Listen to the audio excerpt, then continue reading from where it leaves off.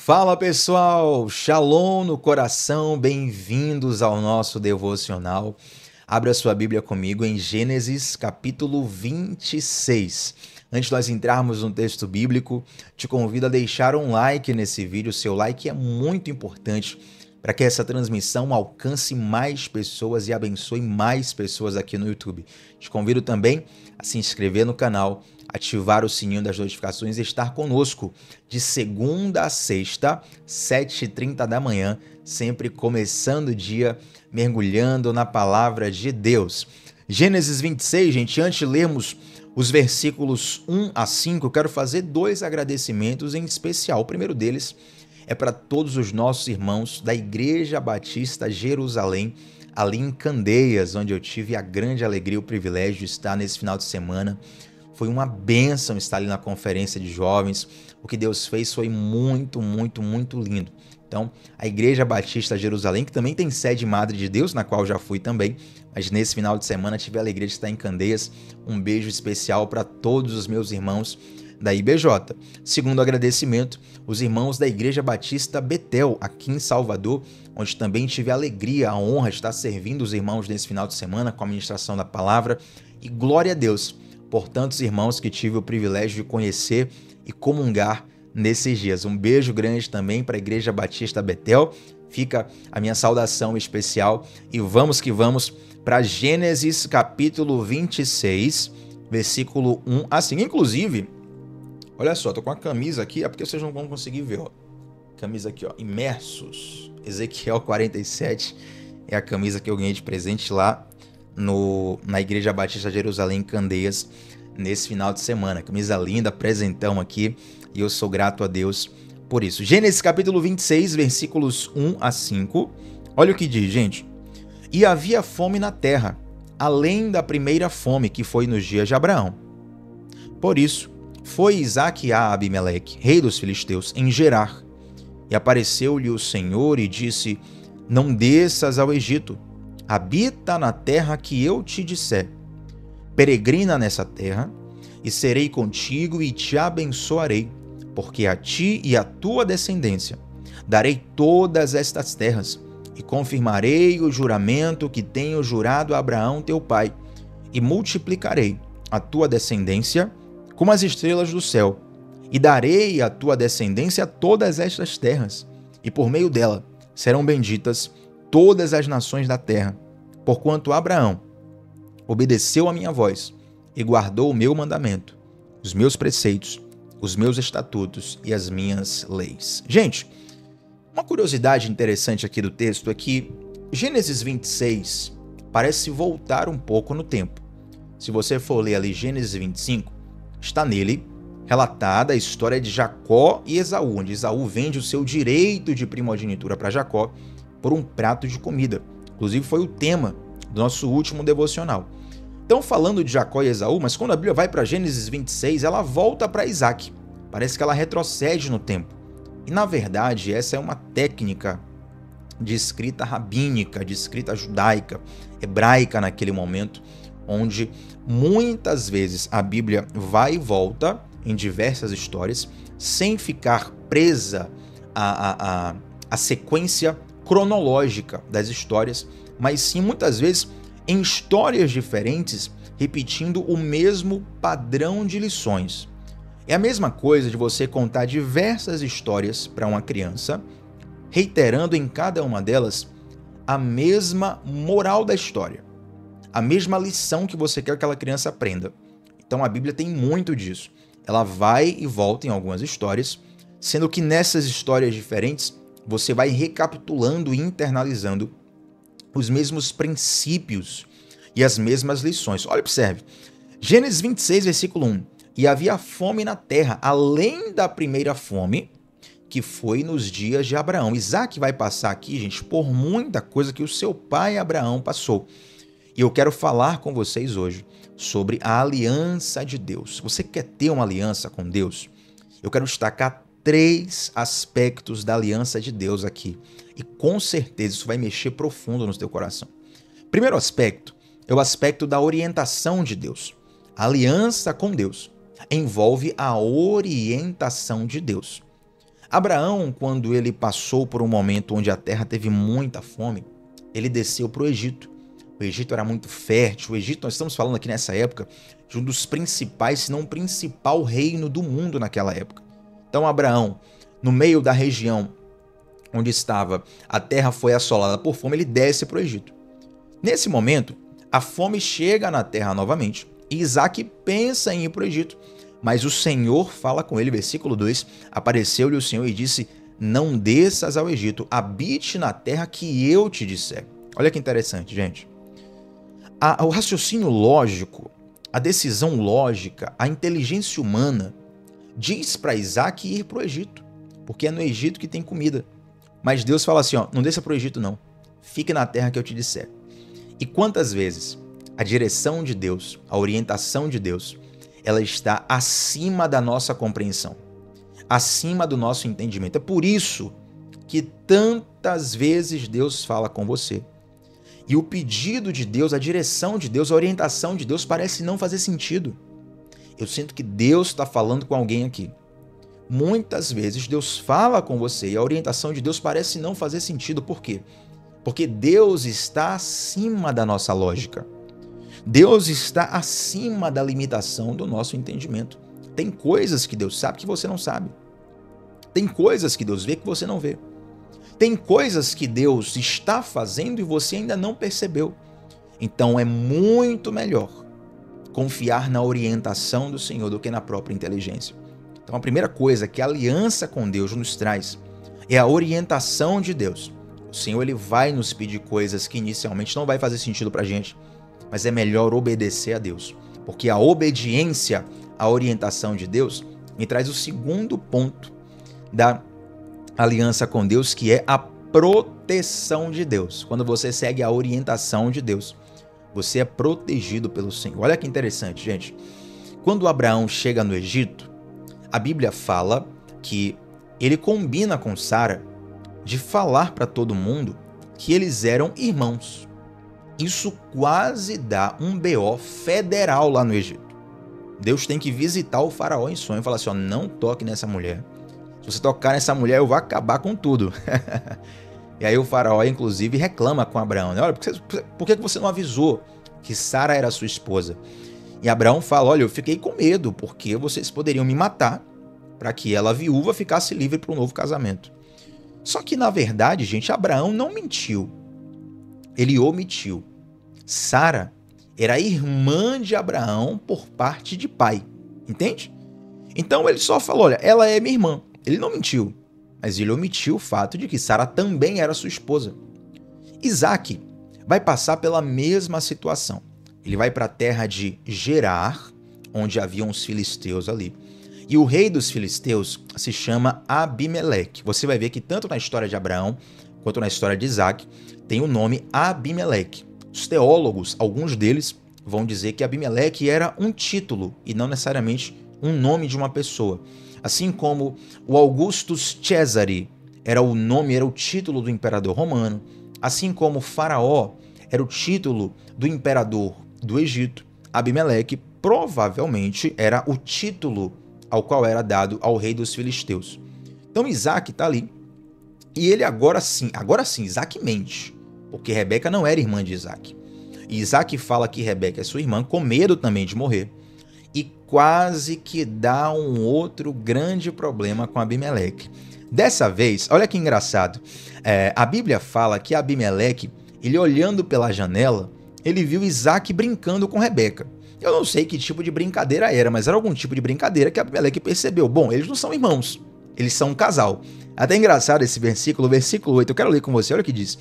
E aconteceu que, como ele esteve ali muito tempo, Abimeleque, rei dos filisteus, olhou por uma janela e viu, e eis que Isaac estava brincando com Rebeca, sua mulher. Não sei que tipo de brincadeira era, mas é muito fácil para nós imaginarmos. Existem formas de tocar, formas de abraçar, formas de brincar, que são de irmãos, que são de amigos. Já outras formas que são de um casal, né? Um casal amoroso, por assim dizer. Então, de algum modo, alguma cena ali, Abimeleque viu que ele percebeu que Isaac e Rebeca não eram irmãos, eles eram um casal. Então Então ele vai ali conversar com Isaac. E olha que interessante, gente. Eu estou falando aqui da proteção de Deus. E aqui está um erro moral de Isaac. Aqui está um pecado de Isaac. Aqui no nosso canal, todos os nossos devocionais estão salvos e tem um muito interessante onde eu falo sobre maldição hereditária. Se você não assistiu, pesquisa aqui no canal depois, um estudo precioso sobre maldição hereditária. E dentro desse estudo, eu também falo sobre o conceito de pecado hereditário. O que é o pecado hereditário? É você cometer os mesmos erros que os seus antepassados, e por cometer os mesmos erros dos seus antepassados, você vai colher os mesmos danos. Maldição é uma coisa, pecado é outra. Muitos dos danos que nós sofremos é fruto de pecado e não de maldição. A Bíblia fala: de que se queixa o homem, queixe-se dos seus próprios pecados. Agora, por que eu estou falando da proteção de Deus, relatando um erro de Isaac? Porque mesmo com o pecado de Isaac, mesmo com o erro de Isaac, Deus tem misericórdia de Isaac. E isso nos lembra, gente, exatamente a história da nossa vida. Se nós estamos hoje vivos, se nós estamos salvos, se nós recebemos livramentos algum dia na nossa vida, não é pela nossa performance, não é pelo nosso mérito, não é porque nós somos bonzinhos, mas porque Deus teve misericórdia de nós. Existe uma janela de misericórdia na vida de todos nós. A misericórdia, ela não é para sempre. Um dia, infelizmente, muitos morrerão e não terão mais tempo de buscar a misericórdia de Deus. Mas se você está ouvindo essa palavra nesse momento, e você sabe que cometeu um erro ou cometeu erros, está colhendo o fruto desses erros, ainda existe uma janela de misericórdia para você. Volte para a aliança do Senhor, porque a aliança de Deus, ela envolve a orientação de Deus e a proteção de Deus. Arrependa-se dos seus pecados, arrependa-se, confesse os seus erros e venha para debaixo da proteção do Senhor. Gente, olha o que a Bíblia fala. Não sei se você já prestou atenção, mas no Salmo 91 fala assim, ó: aquele que habita no esconderijo do Altíssimo, a sombra do Onipotente descansará. Aquele que habita, descansa. Aquele que habita, descansa. Repetir mais uma vez. Aquele que habita, descansa. Por que aquele que habita? Você não habita numa pousada. Você não habita num hotel. Hotel, pousada, casa de amigo são lugares onde você vai passar no máximo uma temporada. Temporada ali de um final de semana, temporada de, sei lá, férias, alguma coisa. Então você não habita ali. Habitar tem a ver com habitat, tem a ver com hábito, com coisas habituais, com constância. Você quer descansar debaixo da sombra do Altíssimo? Debaixo do esconderijo do Altíssimo? Assim, ó, aquele que habita no esconderijo do Altíssimo, a sombra do Onipotente descansará. Esse descanso que Deus te dá, que Deus te oferece, você só pode desfrutar quando você habita no esconderijo do Altíssimo, ou seja, quando você mora em Deus. Como assim, Tiago? Morar em Deus? Sim, Deus é um lugar. Deus quer morar dentro de você e Ele te convida para você estar nele, estar no centro da vontade dele. E é habitando, estando constantemente na presença de Deus que você vai encontrar o descanso necessário, a proteção necessária para a sua caminhada. Receba, pela misericórdia do Senhor, a proteção de Deus e o chamado de Deus para voltar para essa aliança. Então já falamos aqui que a aliança de Deus envolve a orientação de Deus, envolve a proteção de Deus, envolve também, gente, a bênção de Deus. Eu quero ler com vocês aqui em Gênesis 26 ainda, os versículos 16 a 18. Gênesis capítulo 26, versículos 16 a 18. Olha o que diz aqui.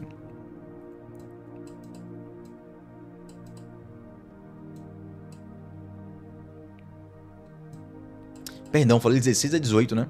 O versículo 12, gente, perdão. Versículo 12 a 14. Falei 16 a 18, foi um equívoco. Versículo 12 a 14, olha o que diz. E semeou Isaque naquela mesma terra, e colheu naquele mesmo ano 100 medidas, porque o Senhor o abençoava. Tiago, o que significa 100 medidas? Essa, gente, é uma expressão poética. Por exemplo, na minha família, se tiver algum parente meu aí, vai saber muito bem o que eu estou falando. Na minha família, a gente tem um costume de quando queremos falar de algo muito grande, algo que exacerba, algo que vai além, a gente fala assim, Thiago, você gosta, por exemplo, você gosta de bolo de cenoura? Eu vou falar assim, 1.000.000%. Esse 1.000.000% não é uma medida exata que eu calculei o quanto eu gosto ou não. É uma forma de falar que eu gosto muito de bolo de cenoura com cobertura de chocolate, você entendeu? Então, dentro da expressão idiomática do texto original, essa expressão de colher a 30, a 60, colher a 100 por um, é uma expressão de alguém que prosperou muito, muito, muito, muito além da conta. Então, agora que você entendeu esse texto, eu quero repetir o versículo 12 para você entender a razão de Isaac ser tão abençoado. E semeou Isaac naquela mesma terra. Gente, atenção, olha, nós estamos falando de uma terra que estava com muita fome, de uma terra que estava com muita sequidão, de uma terra que estava com muita escassez. Mas Isaac semeou naquela mesma terra e colheu naquele mesmo ano sem medidas. Por quê, Tiago? Porque o Senhor o abençoava. Gente, não tem nada que você possa substituir a bênção de Deus e ficar bem. Toda vez que você abre mão da bênção de Deus, você sai no prejuízo. Tiago, e se eu trocar a bênção de Deus por dinheiro? Você sai no prejuízo. Se eu trocar a bênção de Deus por poder, você sai no prejuízo. Se eu trocar a bênção de Deus por influência, qualquer coisa que você trocar a bênção de Deus, você vai sair no prejuízo. A aliança com Deus, ela envolve a orientação de Deus, a proteção de Deus e a bênção de Deus. Isaac prosperou grandemente por um motivo, o Senhor o abençoava. Sabe qual é a questão? É que muitas vezes nós queremos a bênção de Deus e não queremos o Deus que nos abençoa. Isso é muito sério. Muitos de nós querem a bênção de Deus, mas não querem o Deus que abençoa. Aí é um grande problema. É um tema de um outro devocional, mas deixa Deus falar no teu coração. Versículo 13. E engrandeceu-se o homem, está falando de Isaac, e ia enriquecendo-se, até que se tornou muito poderoso, e tinha possessão de ovelhas, possessão de vacas e muita gente de serviço, de maneira que os filisteus o invejavam. Quando Deus te abençoar, é natural que algumas pessoas te invejem, não deixe isso te abater. Eu sei que a inveja, em alguns momentos, ela afeta a nossa alma, afeta. Você não se sente bem quando você percebe que está sendo invejado. Mas não foque a sua mente nisso. Entende? Tiago, todo mundo me inveja. Mentira. Será que você é tão bem sucedido assim para todo mundo te invejar? Será que você é tão bem sucedido quanto Isaac era para todo mundo te invejar? Muitas vezes nós temos um hiperfoco na inveja. E esse hiperfoco é que nos adoece de fato. Gente, inveja, pra ser sincero para você, inveja, todo mundo vai sofrer uma vez na vida. Todo mundo. Mas você não pode focar na inveja. Na verdade, ore por quem tem inveja de você. Se a inveja está te incomodando, ore pela pessoa que tem inveja. E você vai ver que o teu coração vai ficar em paz. E quem sabe até aquela própria pessoa vai ser curada dessa inveja que ela sente de você. Então os filisteus invejavam Isaac porque ele estava sendo muito próspero. Até uma curiosidade aqui é que tanto Abraão quanto Isaac, se você for estudar na teologia, na história, construir algo que nesse devocional não dá para detalhar, você vai perceber que Abraão e Isaac, eles desenvolviam uma espécie de atividade como se fossem banqueiros daquela época, né? Mas o banqueiro daquela época não era só alguém que exerce a atividade de um banqueiro de hoje, dos bancos de hoje, oferecer serviços financeiros. Os banqueiros daquela época eram praticamente mini-reis. Eles tinham exércitos particulares, tinham muitas posses, tinham autoridade, negociavam com reis tete a tete, com o mesmo nível de autoridade. Então você vê alguns traços dessa situação na vida de Abraão e traços dessa situação na vida de Isaac. Você pergunta, Thiago, por que então que Deus fez isso com eles? Qual a razão? Eu não sei, deve ter muitas, mas uma delas é que essas terras que hoje nós conhecemos como a nação de Israel, que é a terra prometida, essas terras elas foram adquiridas e compradas aos poucos por Abraão, por Isaac, por Jacó, e ali é a família que vai sendo gerada a nação de Israel. Então talvez uma das razões deles serem muito ricos e muito prósperos, é ter condição de ir adquirindo aquelas terras onde eles vão tomando posse, e depois de 400 anos do Egito, quando eles voltam para a terra prometida, tem inimigos morando lá, mas aquela terra é de propriedade de Abraão. Tá bom? Não vou nem falar mais detalhes aqui para não me cancelarem no YouTube.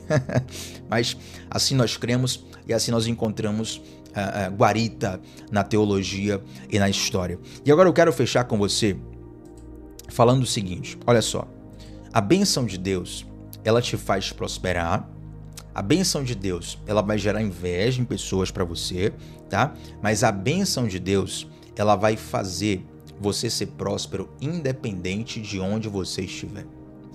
Observe que o capítulo começa dizendo que Isaac está numa terra que tinha muita fome, que tinha muita sequidão.